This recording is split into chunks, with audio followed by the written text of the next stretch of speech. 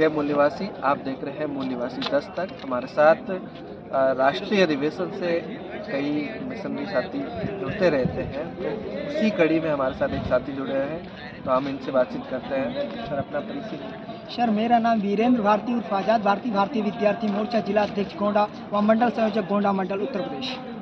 Sir, आप विद्यार्थी मोर्चा के जिला अध्यक्ष हैं और ये भारतीय विद्यार्थी मोर्चा से पहले भी कई विद्यार्थियों के संगठन रहे हैं। जैसा कि आप जानते होंगे, राष्ट्रीय संगठन रहे हैं, कई पार्टियों के सहयोगी संगठन लाइक NUCI, ABVP। उसके बावजूद भी भारतीय विद्यार्थी मोर्चा क्यों जरूरी है? सर, भारतीय विद्यार्थी मोर्चा, जैसे आपने अभी ABVP, NUCI का एग्जाम्पल दिया, आपका कहने का जो मतलब है कि भारतीय विद्यार्थी मोर्चा ये दो संगठन है तो लाने की क्या ज़रूरत है। सर, मैं आपको बताना चाहता हूँ, जो हमारा भारतीय विद्यार्थी मोर्चा है ये राष्ट्रव्यापी संगठन है और ये हमारे भारतीय विद्यार्थी मोर्चा जो ये है ये SC, ST, OBC और माइनॉरिटी का एक राष्ट्रव्यापी संगठन है। विद्यार्थियों के अहम मुद्दों को लेकर के हम लोग राष्ट्रव्यापी संगठन का निर्माण किए हैं, क्योंकि सर जो ये वर्तमान में सिचुएशन और परिस्थिति जो है, वर्तमान में जो ये परिस्थिति निर्माण हुई है, यह परिस्थिति के किसी जिले व्यापी का नहीं है, ना किसी जिले में है ना किसी प्रदेश में है, ये पूरे भारत में है। तो इसीलिए अगर समस्या राष्ट्रव्यापी है तो संगठन भी राष्ट्रव्यापी होना चाहिए। अगर हमारी समस्या राष्ट्रव्यापी अगर हमारी समस्या है राष्ट्रव्यापी है और संगठन अगर राष्ट्रव्यापी नहीं होगा तो हम आप जो उद्देश्य लेकर चल रहे हैं विद्यार्थियों को, और जो हमारा उद्देश्य है महापुरुषों की विचारधारा जन जन तक पहुंचाना और अपने विद्यार्थियों के अहम मुद्दों को लेकर के हम लोग राष्ट्रव्यापी संगठन का जो निर्माण किए हैं, उसका ये जो विद्यार्थियों में कहीं ना कहीं देखने का जो मिल रहा है, विद्यार्थी भारी पैमाने पे भी जुड़ रहा है। तो ये जो आपने ABVP और NUCI का एग्जाम्पल दिया, ये दुश्मनों का है। ये हमारे लोगों को बरगला लेते हैं, जो हमारे विद्यार्थियों को बरगला करके अपने संगठन में जोड़ लेते हैं। और जो हमारा संगठन है, क्योंकि देखिए कोई भी जैसे 13 पॉइंट रोस्टर आया था, आपको पता होगा, 13 पॉइंट रोस्टर को पुनः वापस करना पड़ा। 2019 में हमारे जो आदरणीय ओवन बेसराम साहब हैं, उनके नेतृत्व में भारत बंद हुआ और 13 पॉइंट रोस्टर को वापस करके 200 पॉइंट रोस्टर को पुनः वापस करना पड़ा। तो ये भारतीय विद्यार्थी मोर्चा का ताकत है सर, इसीलिए भारतीय विद्यार्थी मोर्चा का निर्माण करना पड़ा राष्ट्रव्यापी संगठन के। इसके अलावा सर, आपने और किन किन समस्याओं के लिए लड़ाई लड़ी है? सर, जैसे मैंने आपको अभी बताया अपने परिचय में कि मैं भारतीय विद्यार्थी मोर्चा जिला अध्यक्ष गोंडा व मंडल संयोजक गोंडा मंडल उत्तर प्रदेश से, और इससे पूर्व में अभी जल्दी मुझे जिम्मेदारी मंडल की दी गई है। मैं पूर्व में यानी कि भारतीय विद्यार्थी मोर्चा जिला अध्यक्ष के रूप में कार्य कर रहा था और कर भी रहा हूँ। तो जैसे कि हमारे ज़िले में जो भी विद्यार्थियों का समस्या होता है, हॉस्टल की, जैसे विद्यार्थी SC, ST, OBC, क्योंकि कहीं ना कहीं हम आपको का जो समाज है वो अधिकार वंचित होने के साथ साथ आर्थिक रूप से बहुत ज़्यादा तंग और त्रस्त है। तो उन विद्यार्थियों के लिए हम लोग हॉस्टल और हमारे जो भी विद्यार्थियों के अहम मुद्दे होते हैं, जैसे स्कॉलरशिप, छात्रवृत्ति जो होता है, अभी आपने देखा होगा उत्तर प्रदेश सरकार के द्वारा बहुत सारे विद्यार्थियों का छात्रवृत्ति भी रोका गया। तो इन सभी चीज़ों यानी विद्यार्थी की जो भी समस्याएं हैं, बेरोजगारों की जो भी समस्याएं हैं, छात्रा यानी हमारे भारतीय विद्यार्थी मोर्चा के अंतर्गत इस समय वर्तमान में 8 ऑफिसर संगठन है, 7 इसके अंतर्गत है, इसको लेकर के 8 ऑफिसर संगठन है।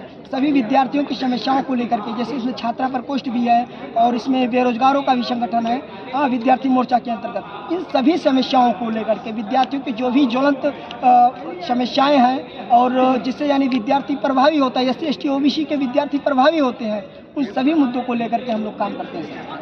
सर, जैसे अभी नई शिक्षा नीति जो है वो भारतीय विद्यार्थी मोर्चा ने सब्जेक्ट लगाकर इस राष्ट्रीय अधिवेशन में भी चर्चा का विषय बनाया। आपको क्या लगता है, राष्ट्रीय शिक्षा नीति जो नहीं है आ रही है, उससे बहुजन स्टूडेंट्स को क्या नुकसान हो सकते हैं या क्या फ़ायदे हो सकते हैं? सर, मैं आपको बता देता हूँ, जो न्यू एजुकेशन पॉलिसी आया, नई शिक्षा नीति आया है 2020 सर, इसमें कहीं ना कहीं जो हमारे SC, ST, OBC के विद्यार्थी हैं उनके भविष्य जो है वो खतरे में इसलिए है। मैं आपको बता देता हूँ, मैं गोंडा में पढ़ता हूँ सर, मेरा जो कॉलेज है LBS PG कॉलेज गोंडा से। तो सर, अभी हमने देखा है पिछले साल कि हम लोग का उससे पहले जो भी हम लोग यानी कि एडमिशन करवाते थे, एडमिशन के समय पे क्या होता था, हम लोग का एडमिशन के समय पूरा पैसा पे हो जाता था, लेकिन कहीं ना कहीं अब जब छात्रवृत्ति से पहले हम लोग एग्जामिनेशन फॉर्म भरते हैं उसका 1400 रुपया, 1500 रुपया, 1000, मतलब ऑलरेडी पहले लेने के बाद में क्या हुआ कि पुनः आपको वापस कराया जाएगा, वापस नहीं हुआ। तो सर कहने का मतलब जो नई शिक्षा नीति लाई गई है ये हमारे SC ST OBC के जो विद्यार्थी हैं उनके लिए कहीं ना कहीं बहुत ही विनाशकारी है। तो हमारे जो भी SC ST OBC माइनॉरिटी के विद्यार्थी हमको देख रहे हैं, आपके जो भी दर्शक देख रहे हैं, उससे मैं निवेदन करना चाहता हूं, क्योंकि मैं देख रहा हूं, आपका काफ़ी दिनों से चैनल भी देख रहा हूं कि आप SC ST OBC जो भी यानी शोषित हैं उनके मुद्दों को लेकर के आप समाज में जाते हैं और आप वीडियो बना करके दिखाते भी हैं, जिससे कि जो SC ST OBC है उसकी मुद्दा आप जब दिखाते हैं तो हम लोग भी देखते हैं और काफ़ी इससे जागरूकता आती है। तो मैं चाहता हूं कि आपके चैनल को लोग भी सपोर्ट करें। और जैसे न्यू एजुकेशन जो पॉलिसी आपने बात किया सर, इस पर मैं आपको कहना चाहता हूं कि आपने इलाहाबाद यूनिवर्सिटी देखा होगा, उसमें 400 गुना फीस बढ़ोतरी हुई। तो सर कहीं ना कहीं हमारे SC ST OBC जो विद्यार्थी हैं उनके लिए ये कलंकित साबित होगा। इसीलिए मैं इसका पुरजोर अभी भी विरोध करता हूँ और करता था और करता रहूँगा।